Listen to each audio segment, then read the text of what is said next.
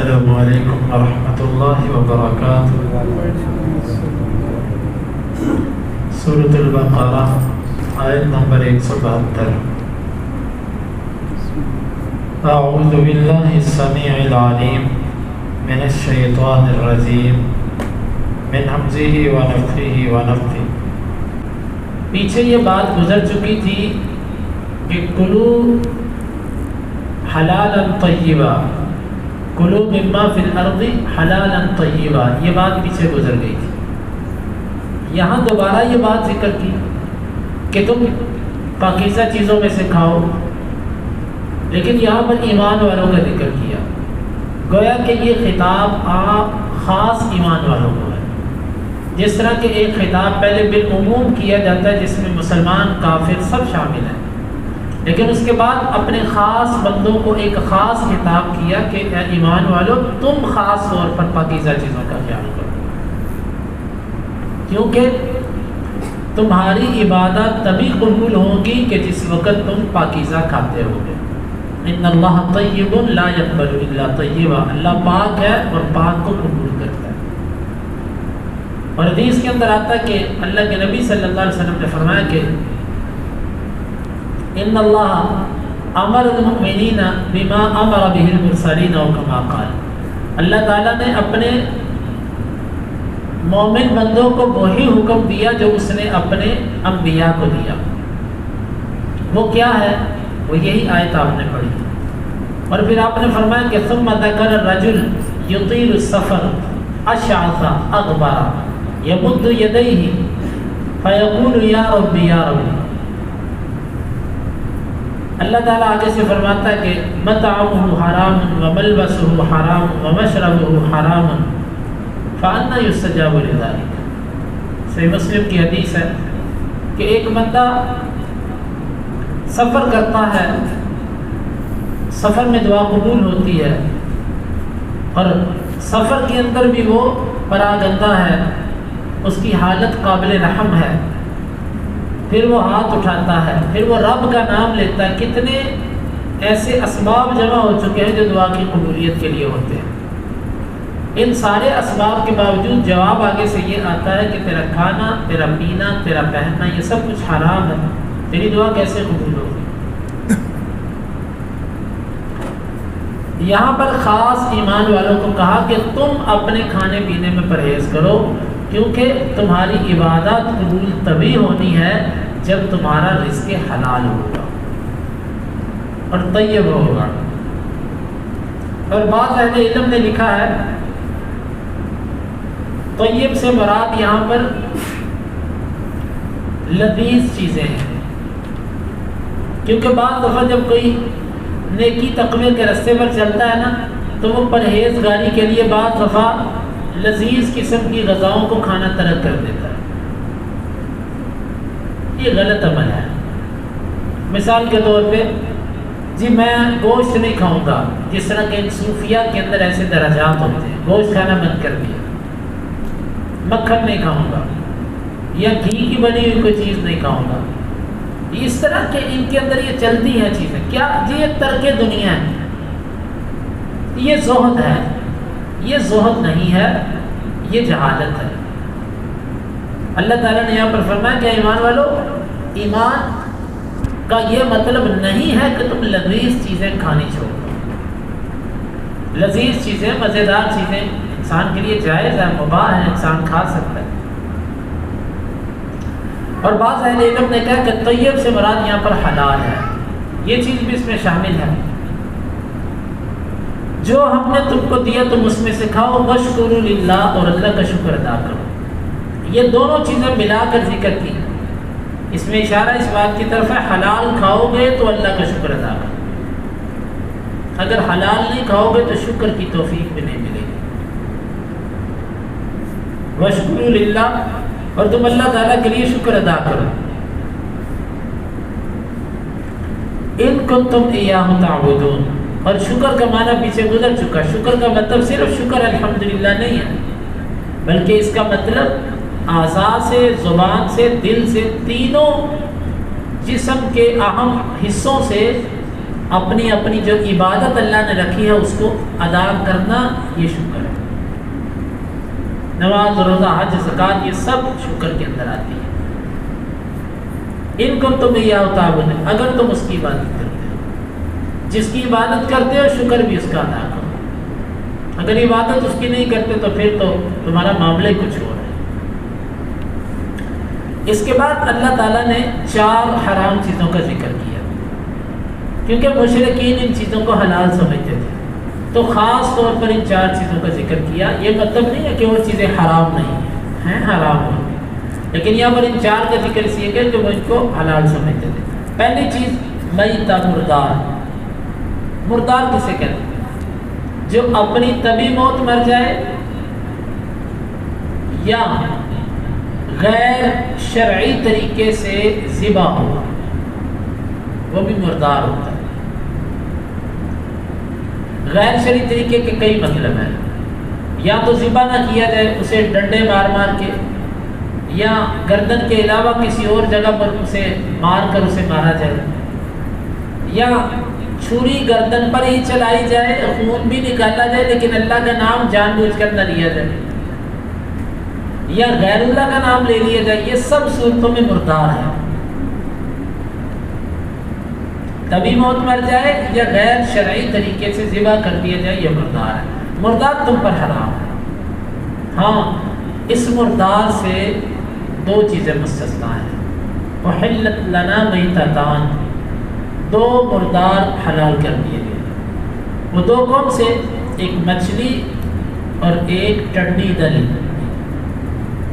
جو آپ نے سنا فصلوں کے اندر آتی ہے، چھوٹے چھوٹے جو ہوتے ہیں اڑنے والے پرندے نما۔ جس طرح بارشیں ہو رہی ہیں نا، ابھی برسات آئے گا، تو برسات کے اندر ایک سبز رنگ کا اتنا سا ایک اڑتا ہے جس کو ہم ہیلی کاپٹر بھی کہتے ہیں، سبز رنگ کا، وہ اس نما ہوتا ہے لیکن پیلے رنگ کا، اور یہ پورے کا پورا جتھا آتا ہے۔ یہ پیچھے پاکستان میں کافی اس کا آیا تھا۔ وہ بھی حلال ہے، اس کو وہ مر جائے تو اس کو کھانا جائز ہے، حلال ہے۔ 2 مردار حلال ہیں، نمبر 1 مچھلی، نمبر 2 ٹڈی دل۔ یہ قرآن مجید کے اندر جو اللہ تعالیٰ نے مردار کا ذکر کیا نا، استثناء نہیں کی۔ جو لوگ صرف حدیث کو، صرف قرآن کو مانتے ہیں، حدیث کا انکار کرتے ہیں، ان کے لیے یہ ایک ان کے اوپر حجت ہے کہ تم مچھلی کو حلال کیسے کرتے ہیں، کیونکہ مچھلی کی علت کا ذکر تو حدیث کے اندر ہے۔ اور مچھلی اگر وہ کہیں کہ جی ہم مچھلی کو زندہ نکالتے ہیں، ہم وہ کھاتے ہیں، تو زندہ بھی جب نکالتے ہیں تو مار کے کھاتے ہیں، کون سے ذبح کر کے کھاتے ہیں؟ مری ہوئی نکلے یا خود مار لو، کھانی تو مار کے ہی ہے، ذبح تو تم کر نہیں سکتے۔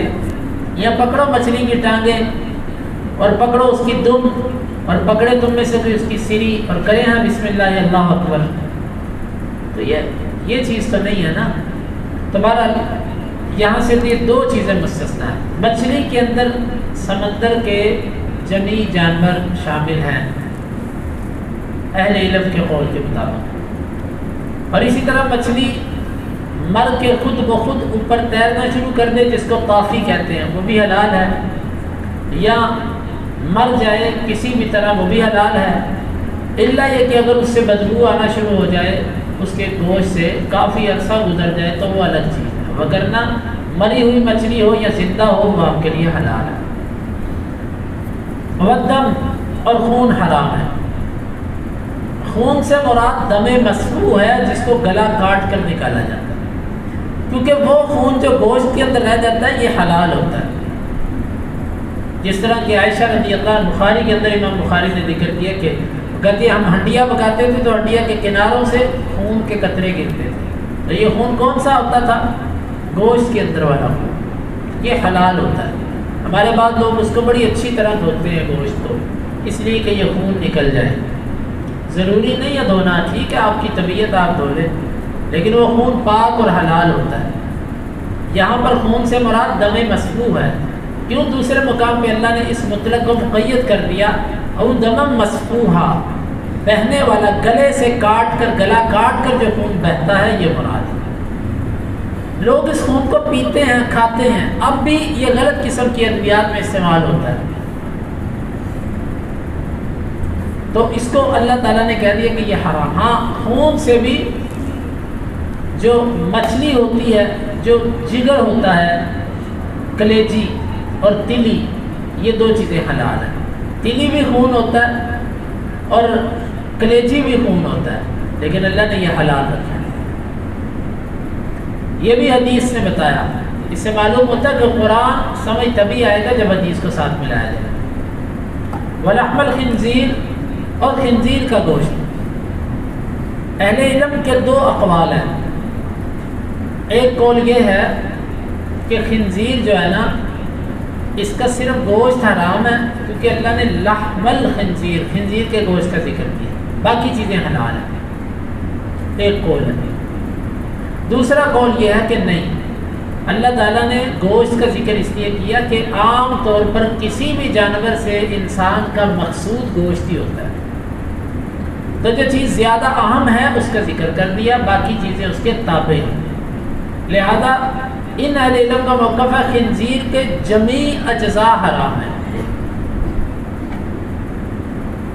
اور کچھ اس کے علاوہ بھی اور بھی موقف ہے، اس میں ابحاث ہیں۔ بہرحال اس میں جس چیز پر دل مطمئن ہوتا ہے وہ یہی ہے کہ خنزیر کا گوشت یہاں پر اغلبی استعمال کی بنیاد پر ذکر کیا گیا۔ خنزیر کے جمیع اجزاء حرام ہیں۔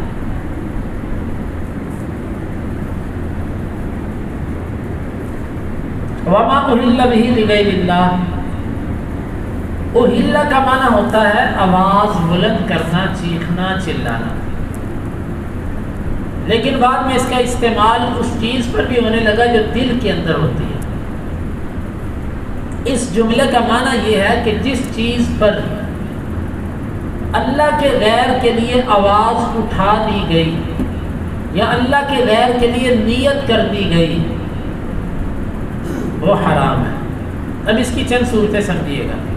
ایک بندہ ذبح کرتا ہے اللہ کا نام لے کر، لیکن اس کی مراد اللہ کے غیر کا قرب حاصل کرنا ہے، تو یہ شرک ہے، یہ مردار حرام۔ حتیٰ کہ تفسیر نیسابوری کے اندر اور اسی طرح دیگر کتابوں میں نواب صدیق حسن خان رحمہ اللہ نے فتح البیان کے اندر اقوال جمع کیے ہیں کہ اہل علم نے ایسے بندے کو مرتد اور کافر کہا ہے، حتیٰ کہ اگر کوئی اللہ کے نبی کا قرب حاصل کرنے کے لیے اللہ کا نام لے کر نبی کی خاطر، نبی کا قرب لینے کے لیے جانور ذبح کرتا، تو اہل علم کہتے ہیں یہ کفر ہے۔ جب نبی کا قرب حاصل کرنے کے لیے ذبح کیا گیا، کفر ہے، ارتداد ہے، بعد میں کہا یہ مرتد ہے انسان۔ تو جو عام قبروں پر جو چیزیں بانٹی جاتی ہیں، جو عبد القادر جیلانی رحمہ اللہ کے نام پر یا کسی اور بزرگ کے نام پر، وہ تو بالاولیٰ حرام ہوتی ہے۔ اور اسی طرح اگر کسی جانور پر آپ نے نام ہی غیر اللہ کا لے لیا، وہ بھی حرام ہے۔ تو یہ حرمت کے اندر داخل، اس میں اہل کتاب بھی شامل ہے۔ اہل کتاب کا ذبیحہ بھی تب حلال ہے جب وہ اللہ کا نام لے کر ذبح کرے۔ اگر پتہ چل جائے کہ اس نے اللہ کا نام نہیں لیا تو اہل کتاب کا ذبیحہ بھی آپ کے لیے جائز نہیں۔ یہ بعض اہل علم ہیں کہ انہوں نے کہا کہ نہیں، اہل کتاب کا ذبیحہ ہر حال میں جائز ہے، لیکن درست بات جس پر دل مطمئن ہوتا ہے وہ یہی معلوم ہوتی ہے کہ اہل کتاب کا ذبیحہ بھی اس وقت چلے گا جس وقت وہ اللہ کا نام لے کر ذبح کریں۔ اگر وہ عیسیٰ کا نام لے کر یا عزیر کا نام لے کر ذبح کرتے ہیں تو یہ ذبیحہ بھی حرام ہے۔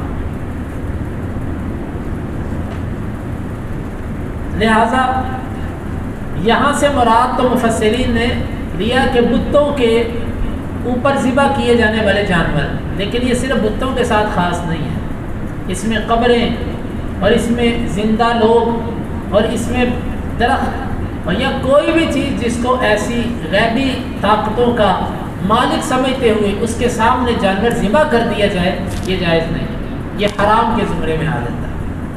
اور پھر خالی یہ جانور کے ساتھ خاص نہیں ہے، جانور کے علاوہ کوئی چیز آپ اللہ کے راستے میں دینے والی غیر کے راستے پر دیتے ہیں، غیر کا قرب حاصل کرنے کے لیے دیتے ہیں، غیر کے لیے اس کا نام لے کر دیتے ہیں، یہ سب کی سب حرام سے، یہ جائز نہیں۔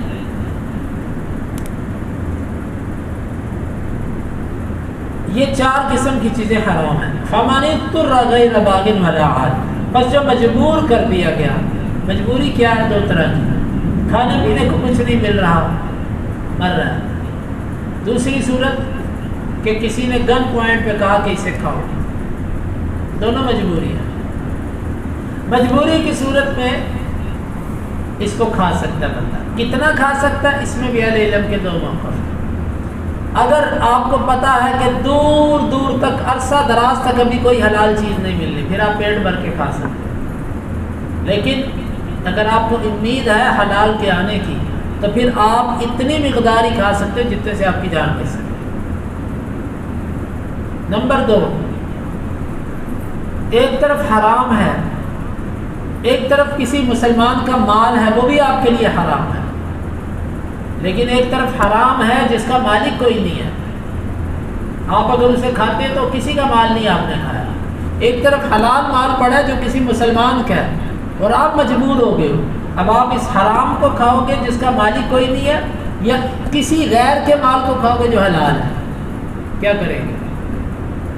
اللہ عالم بالصواب. اس میں درست یہ معلوم ہوتا ہے کہ جو کسی انسان کی ملکیت میں ہے نا حلال مال، آپ اسے کھاؤ گے بغیر اس کی اجازت. حدیث کے اندر آتا ہے، ایک صحابی کہتے ہیں کہ ہمیں بھوک نے سخت ستایا. میں نکلا تو مجھے ایک باغ نظر آیا، میں اس میں داخل ہو گیا. میں نے پھل کھایا تھوڑا، لے کے نکلنے لگا تو اس کا مالک آ گیا. اس نے مجھے مارا بھی اور میرے کپڑے بھی اتروا لیے. میں اللہ کے نبی صلی اللہ علیہ وسلم کے پاس آیا. میں نے کہا میرے ساتھ ایسے ہوا. آپ نے اس مالک کو بلایا. آپ نے فرمایا کہ تو نے اس کے ساتھ ایسے کیوں کیا؟ اس کو کپڑے واپس کر اور اس کو ایک وسق کھانا بھی ساتھ دے. اللہ اکبر. بہت مقدار ہوتی ہے ایک وسق. یہ 60 سا تقریباً 60 سا، اور ایک سال کے اندر 2 کلو 100 گرام، یعنی یہ تقریباً 103 من 3 من کے قریب یہ تقریباً یا اس سے اوپر وزن بنتا ہے. آپ نے فرمایا اس کو دو. جب انسان مجبور ہو، شدید بھوک کا ستایا ہو، یا راستے سے گزر رہا ہے، مسافر ہے، اس کے لیے اس وقت باغوں سے کھانا پینا جائز ہو جاتا ہے بغیر اجازت کے. اگر مالک ہے تو پوچھ لے، وگرنہ اس کے لیے کھانا پینا حلال ہے، جائز ہوتا ہے. لیکن آپ نے فرمایا کہ وہ پنڈ بھر کے نہ لے کر جائے. یہ نہ کرے کہ وہ تھیلے بھرنے شروع کر دے کہ چلو گھر کے لیے بھی یہاں سے توڑ کے لے جاتے ہیں. یہ غلط ہے. ضرورت کا کھا لے، 2-4 چیزیں اگر ہاتھ میں پکڑتا ہے تو یہ کوئی بڑی بات نہیں ہے. البتہ پنڈے بھر بھر کر، بکے بھر بھر کے لے کر جانا یہ ٹھیک نہیں. تو ایسی صورت کے اندر انسان حلال کھائے، حرام سے حد الوسع بچنے کی کوشش کرے. غیر باغن ولا عاد، جو مجبور کر دیا گیا باغی نہ ہو. باغی ہونے کا معنی ایک اہل علم نے بیان کیا کہ حکومت مسلمانوں کا باغی نہ ہو، ولا عاد اور مسلمانوں پر زیادتی کرنے والا نہ ہو. دوسرا معنی غیر باغن، اللہ کے حکموں کی بغاوت کرنے والا نہ ہو، یعنی پہلے بھی ایسے کام نہ کرتا ہو. اگر کوئی عادی ہے حرام کھانے کا تو اس کے لیے تو یہ جائز نہیں. ولا عاد، اور حد سے بڑھنے والا نہ ہو، یعنی اتنا کھائے کہ جتنے سے اس کی جان بچ سکے. حد سے نہ بڑھ جائے، آگے نہ نکلتا جائے، بغیر ضرورت کے بھی کھانے والا نہ ہو. تو یہ ہے اس کا معنی. اور بھی اس کا معنی اہل علم نے بیان کیا، فلا اثم علیہ، اس قسم کے بندے پر اللہ کے ہاں کوئی گناہ نہیں ہے کیونکہ یہ مجبور ہے. ایسا بندہ کھا سکتا ہے. ان اللہ غفور الرحیم، بے شک اللہ تعالیٰ معاف کرنے والا اور رحم کرنے والا ہے. یعنی جو اس سے کھایا گیا اللہ اس کو معاف کرے گا.